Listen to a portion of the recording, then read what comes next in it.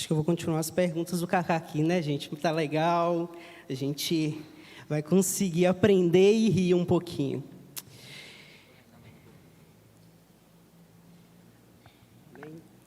Amém, queridos? Sei que o Cacá já orou, sei que tem sido um tempo do início até aqui um momento que o Senhor tem falado conosco. Mas o Senhor ministrou meu coração no momento do louvor. Eu não tinha palavra até no culto do Café de Pastores. Quem estava comigo de manhã sabe que eu estava fadigado. E eu falei, Senhor, o que eu vou pregar? E aí, aqui no Café de Pastores, eu comecei a falar com Deus, Senhor, eu preciso de uma palavra. Aí o pessoal não prega de terça, foi massa, vai se encaixar. E aí eu falei assim, vou, né, cômoda, vou fazer isso. E o Espírito Santo não faz, não é essa palavra. E eu disse, mas qual que é então? Se não é essa, qual que é? E aí ele ministrou meu coração sobre a adoração gera esperança. E eu comecei a pensar como que a adoração gera esperança. Adoração e esperança, se você for olhar, tem duas distâncias muito grandes. Mas aí eu fui ler a Bíblia, eu fui estudar sobre algumas pessoas e eu vi que está ligado. E aí eu cheguei aqui falando com Deus, Senhor, como é que eu vou fazer? O que eu vou falar? Senhor, como é que eu vou ministrar? E aí começou um ambiente de adoração. Eu não sei se vocês sentiram, eu não sei se vocês perceberam o ambiente que foi gerado de adoração. O ambiente que Deus trouxe para nós nessa noite de adoração. E aí eu falei, Senhor, mas calma aí, está acontecendo a minha palavra, segura um pouquinho. E Ele falou, deixa acontecer. Desde que a adoração flua como rios de águas vivas. Desde que a adoração flua através dos meus filhos. E eu queria convidar você a fechar seus olhos, a curvar sua cabeça. E começa a falar com Ele você. Peça para Ele que Ele ministre nessa noite palavras novas ao seu coração. Peça para Ele que o seu coração esteja repleto de adoração. Peça para Ele que Ele se revele a você nessa noite da forma que Ele quer e do jeito que Ele quer. Eu libero os seus ouvidos, eu libero os seus lábios, eu libero a sua alma de toda preocupação, de toda inquietação. E que toda resistência, que tudo aquilo que não provém do Senhor, eu dou uma ordem para que bata em retirada agora. Eu não aceito neste lugar nada além da presença do Senhor. Eu não aceito neste lugar nada além da voz do Senhor. Espírito Santo de Deus, o Senhor disse que tinha algo para fazer nessa noite. O Senhor ministrou ao meu coração que tem algo para fazer. Então tenha liberdade. Tenha liberdade, Espírito Santo de Deus. A palavra não é minha. A palavra está aqui feita, mas o culto é para o Senhor. A palavra, ela é do Senhor, então se revele a cada um. Espírito Santo de Deus, me usa como instrumento. Me usa como boca de Deus nessa noite. Com ousadia, com intrepidez. Para ministrar, para liberar um tempo novo sobre os jovens e adolescentes da IPV. Essa é a nossa oração em nome de Jesus. Amém. Eu queria começar essa palavra falando com vocês alguns exemplos de adoradores.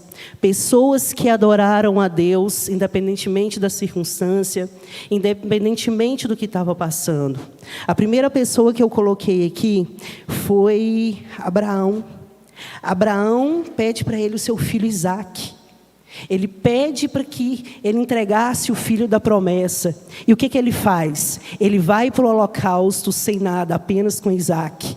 Eu acredito que no coração de Abraão deve que estava gerando muitas dúvidas. Senhor, mas o Senhor prometeu. Senhor, mas é o filho que o Senhor me deu. Por que o Senhor quer sacrificar? Mas ele vai.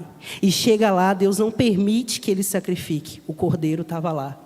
Abraão, ele experimentou a adoração e a esperança.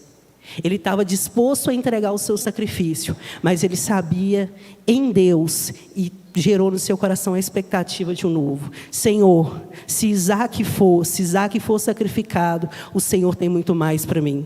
A outra pessoa que eu coloquei aqui foi Davi. Davi é uma das passagens mais marcantes para mim. em que ele vai e vence uma guerra, e aí voltando da guerra, ele decide fazer um memorial, fazer um marco para Deus.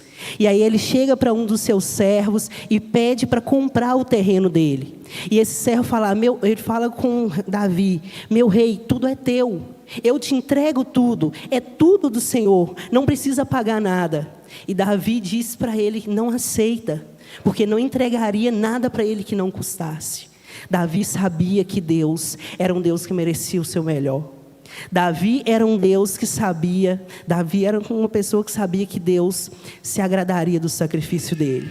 E sabe por que Davi faz isso? Porque ele tinha relacionamento com Deus. Ele tinha esperança que através da sua oferta, ele seria abençoado e muito mais guerras ele venceria. A outra personagem que eu coloquei aqui é José do Egito. José estava preso, sozinho. Eu não sei vocês, mas às vezes eu gosto de ficar sozinho, às vezes eu não gosto de ficar sozinho. E quando eu não quero ficar sozinho, eu fico sozinho, dá um sentimento tão ruim, dá uma vontade de, sei lá, de sair, conversar com alguém, mas sabe quando não tem essa pessoa? Imagina José que viveu isso por vários e vários dias, por vários e vários anos. Se fosse eu, se fosse você no lugar de José, o que a gente faria? A gente se curvaria aos deuses ou a gente continua adorando só a Deus?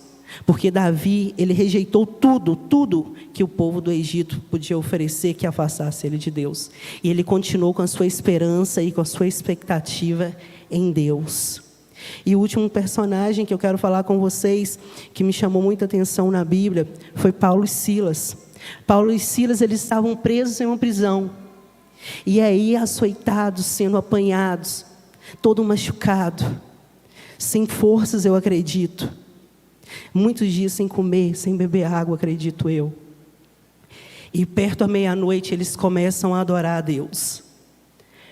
Perto da meia-noite, eles começam a entoar louvores a Deus. Porque eles sabiam que existia um Deus que poderia os livrar.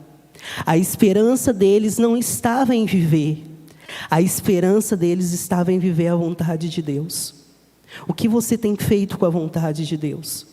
O que você tem feito com as circunstâncias que Deus tem gerado na sua vida para promover a esperança na sua vida? Terça-feira eu preguei sobre gigantes.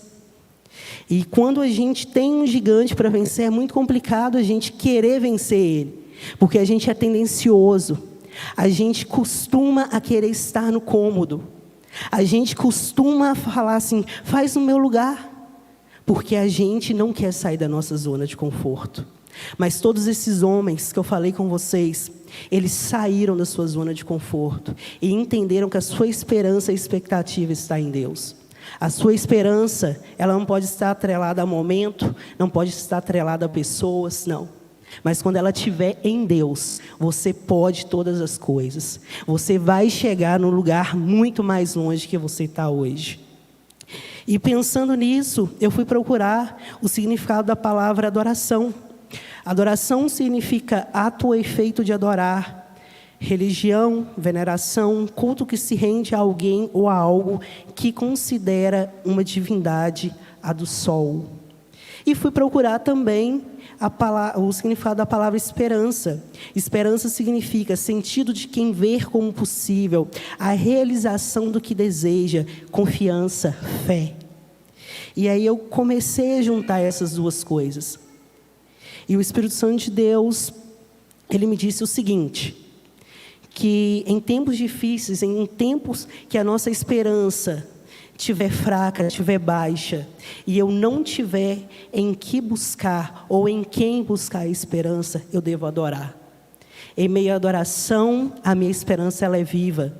Em meio à minha adoração, a esperança vem. Em meio à adoração, meu coração se enche de paz, se enche de alegria, se enche da vontade de Deus. E aí eu queria ler com vocês lá em Êxodo, no capítulo 2, no verso 1 e 10.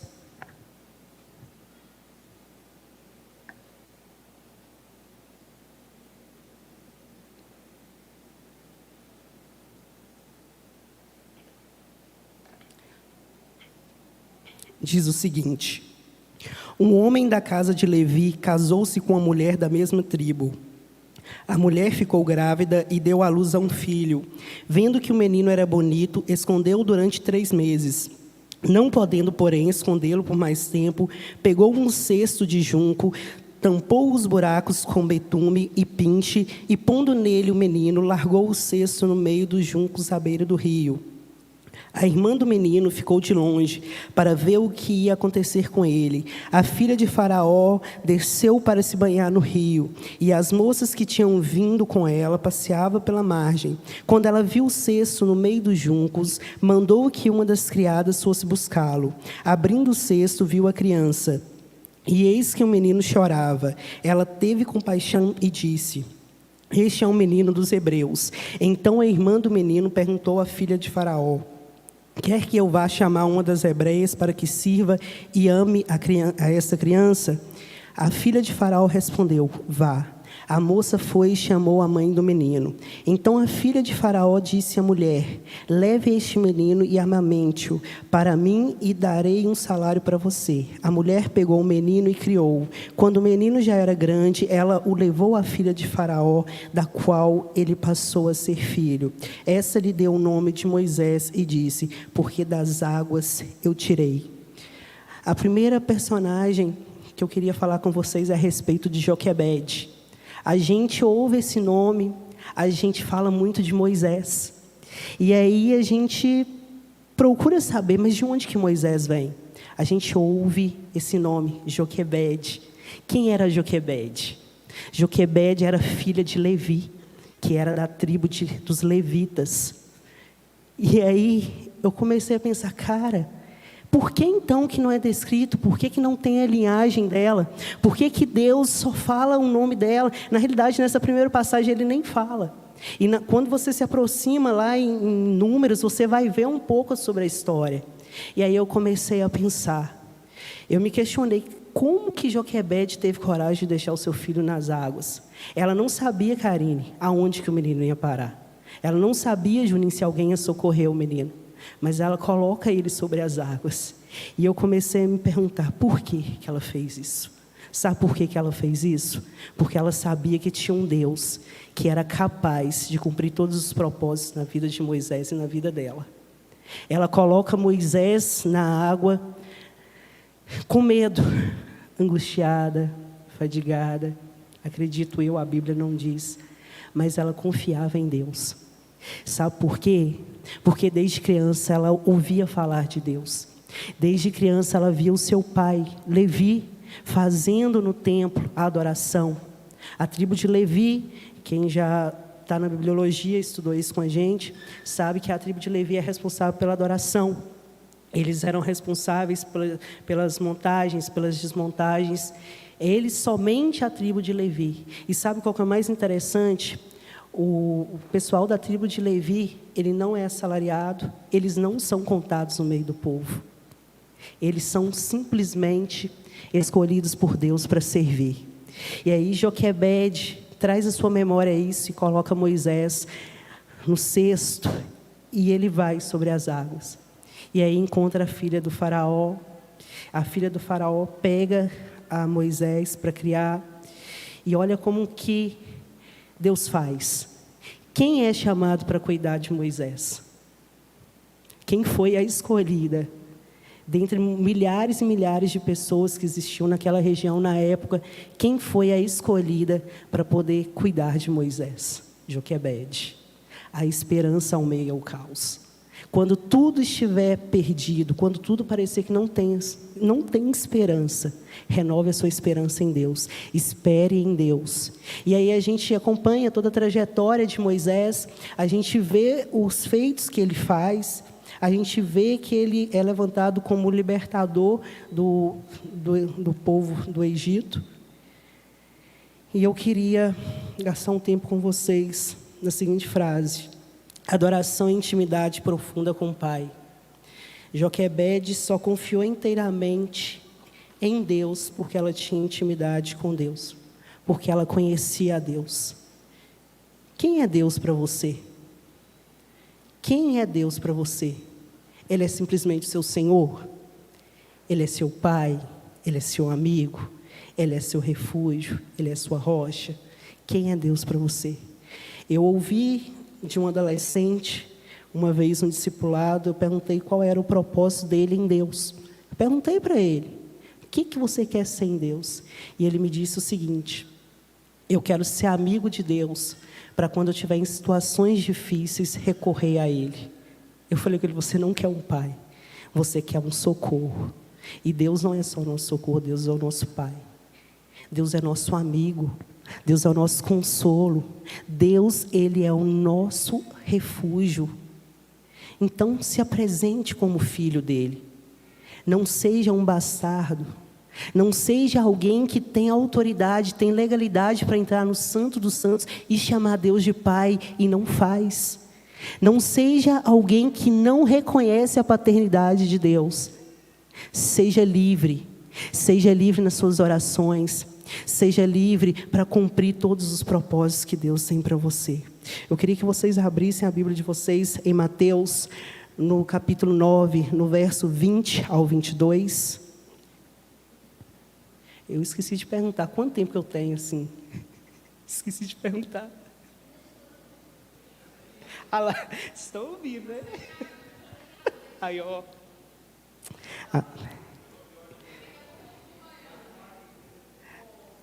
Amém. Vamos lá. Mateus, capítulo 9, versos 20 até o 22.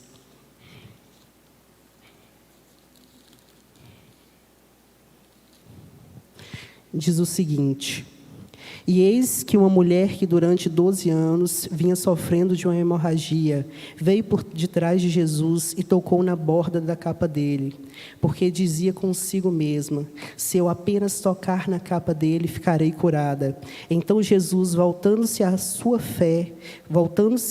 para e vendo-a, disse, coragem, filha, a sua fé salvou você. E desde aquele instante a mulher ficou sã.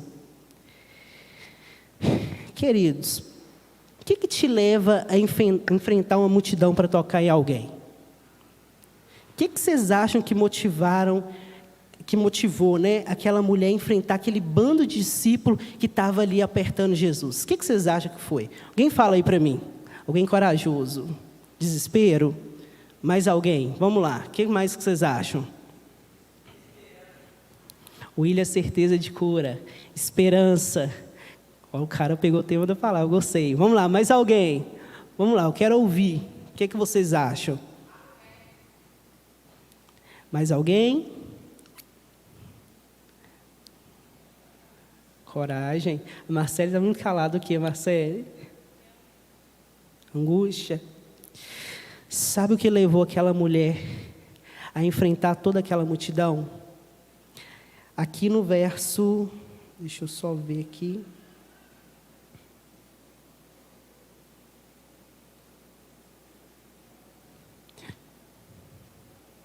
No verso 21 diz o seguinte, porque dizia consigo mesma, se eu apenas tocar na capa dele, ficarei curada.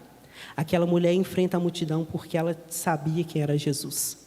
Ela sabia que de Jesus sairia virtude, que de Jesus sairia cura. Você só vai tocar em Jesus quando você saber quem Ele é. Eu não consigo saber quais são as qualidades de alguém sem conviver. Eu conheço as qualidades do Juninho porque eu convivo com o Juninho. Mas eu não conheço o Juninho tão a fundo como eu conheço... Deixa eu pegar alguém que eu tenho mais intimidade. A Fernanda. Aí. Obrigado, Cacá. Obrigado, Cacá. Gostei, isso. Eu conheço muito mais. Eu conheço todos os defeitos, todas as qualidades, todos os gostos da Fernanda. E se eu não conhecesse ela, eu jamais conseguiria agradá-la, ou jamais conseguiria exortá-la, talvez, de uma forma que ela vai receber. A mulher do fluxo de sangue, ela sabia quem era Jesus. Por isso que ela ousa tocar nele. A mulher do fluxo de sangue sabia, ouviu o nome Jesus. Opa, é aquele cara que faz milagre. É aquele cara que cura cego, que faz o coxo andar. É aquele cara que multiplica pão e peixe. É aquele cara que está passando ali. Então eu vou enfrentar a multidão mesmo. E sabe, gente, ela teve tanta resistência porque a multidão pressionava, a multidão empurrava ela. E ela não desistiu, não. Se fosse você continuaria ou você desistiria? Se fosse comida, né, gente? A gente empurraria a multidão e iria, né? Mas se fosse a gente ali na situação daquela mulher, a multidão xingava, estava xingando a mulher. Você está atrapalhando, você está tirando a concentração de Jesus, você está tirando o foco de Jesus. O que você faria? Você ouviria a multidão e falar assim, não, tá certo, né? Vou para casa, já gastei tudo que eu tinha mesmo. Jesus era minha única esperança, então vou para casa, vou continuar e vou esperar morrer. Ela não faz isso. Ela continua. A multidão empurra ela para trás, e ela vai para frente. A multidão empurra ela para trás de novo, e ela vai para frente até tocar na capa de Jesus. Ela não tocou em Jesus, ela simplesmente tocou na capa de Jesus. E ela recebeu cura e salvação. Toque na capa de Jesus e receba esperança. Toque na capa de Jesus e receba libertação. Toque na capa de Jesus e receba tudo o que você precisa para continuar os propósitos e os planos que Deus tem para você. Não seja covarde, não seja medroso, não deixe que a multidão te pressione, não deixe que a multidão roube a sua esperança, não deixe que a multidão atrapalhe aquilo que Deus tem para você. Você foi escolhido, você foi chamado. E eu queria falar com vocês de um último personagem bíblico que eu destaquei, que eu gosto também muito dele, e que é Paulo e Silas. Sabe, gente, Paulo e Silas, para mim, tem um lugar especial na minha vida. Tem um lugar, assim, de destaque. Eu fico pensando como que é difícil estar no lugar de Paulo e Silas. Como que é difícil. Eles estavam sem comer nada, sem beber nada. E o que motivou eles a ter esperança? O que motivou eles de novo é porque eles conheciam a Jesus. Eles sabiam quem é Jesus. Então eu torno a dizer para vocês, conheça Jesus e viva tudo o que Ele tem para você. Conheça Jesus e voe. Conheça Jesus e sonhe muito mais alto do que você pode sonhar. Conheça Jesus e viva o extraordinário. Conheça Jesus e seja um discípulo verdadeiro. Conheça Jesus e você vai viver o seu chamado. Conheça Jesus e todos os seus medos, todas as suas angústias, todas as suas inseguranças vão embora. Conheça Jesus, conheça, se aproxime dEle, se aproxime dEle. Queridos, mas não se aproxima com máscaras, não. O bispo Paulo falou aqui, não lembro em qual culto, que a gente tem se chegado a Deus com máscaras em cima de máscaras. Mas tira as máscaras. Deixa que Jesus te veja como você é. Se você está sem esperança, se você está sem fé, se você está sem amor no seu coração, chega para Jesus e fala, Senhor, eu estou sem esperança. Não tem mais nada em mim de esperança, mas renova a minha esperança. Eu confio no Senhor. Se você não consegue adorar a Deus do jeito que é preciso adorar, chega para Ele e fala, Senhor, eu não consigo te adorar do jeito que é para ser adorado. Mas se achegue a Ele sem capa. Se achegue ao seu Pai. Senta com Ele. Conversa com Ele. Abrace. Quantas vezes eu, passando por uma situação difícil, eu precisava de um abraço, eu precisava de uma palavra, e o meu lugar de refúgio era a igreja. Eu ia para a igreja, eu tinha a chave, eu abria as portas, fechava tudo de novo, trancava, sentava no chão e falava, Pai, hoje eu preciso deitar no seu colo. Hoje eu preciso que o Senhor renove a minha esperança, que o Senhor renove a minha expectativa, que o Senhor traga de volta os meus sonhos. E aí, gente, sem assim nenhuma mentira, sem florear nada, eu sentia como se Ele estivesse sentado e eu pudesse deitar no colo dEle, porque eu sabia que Ele era o meu Pai, porque Ele é o meu amigo, Ele é o meu abrigo. Em dias difíceis eu posso contar com Ele. E Paulo e Silas sabiam disso. Paulo e Silas começam a adorar e a prisão se abre. Paulo e Silas começam a adorar e eles são libertos. E sabe qual que é o mais forte dessa história? É que eles ainda levam alguém para Jesus. Os guardas veem isso e reconhecem que só Deus é Deus. Olha para você ver. Olha o que a esperança pode promover, não só na sua vida, mas na vida de outras pessoas. A esperança, ela não muda só a sua vida e a sua história. Ela muda a história da sua família. Ela muda a história dos seus amigos. Ela muda a história dos seus discípulos. Se encha de esperança. Se encha mesmo. Busque do Senhor, busque nele. Eu estou insistindo com vocês sobre esperança porque, além de ser o tema, é a palavra-chave. Sem esperança eu não prossigo, sem esperança eu não chego a lugar nenhum. Sem esperança eu não sonho mais. Se eu não tiver esperança em alcançar tudo que Deus tem para mim, eu não consigo fazer nada.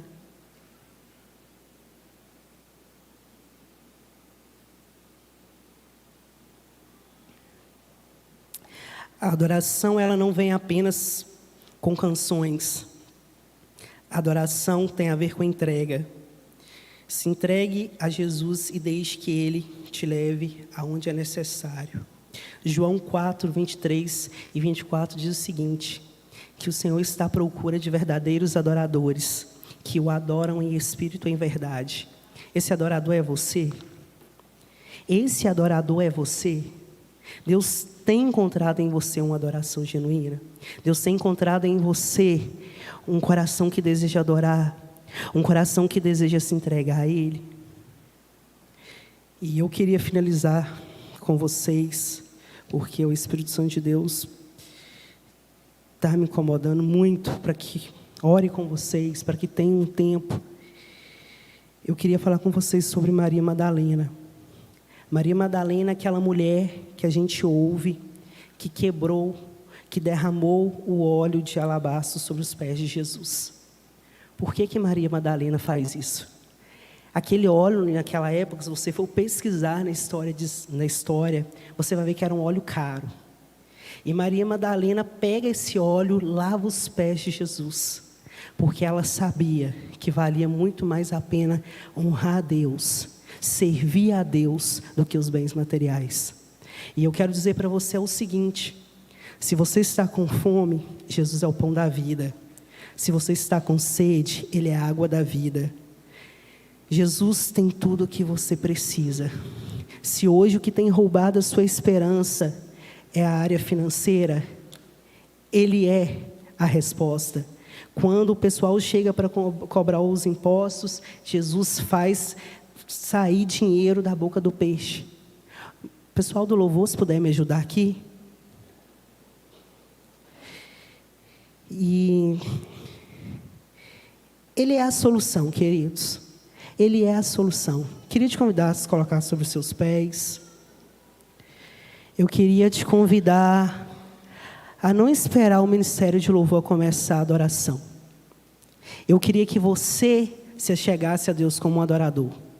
Que você o adorasse em espírito e em verdade. Que você se desligue de tudo que está acontecendo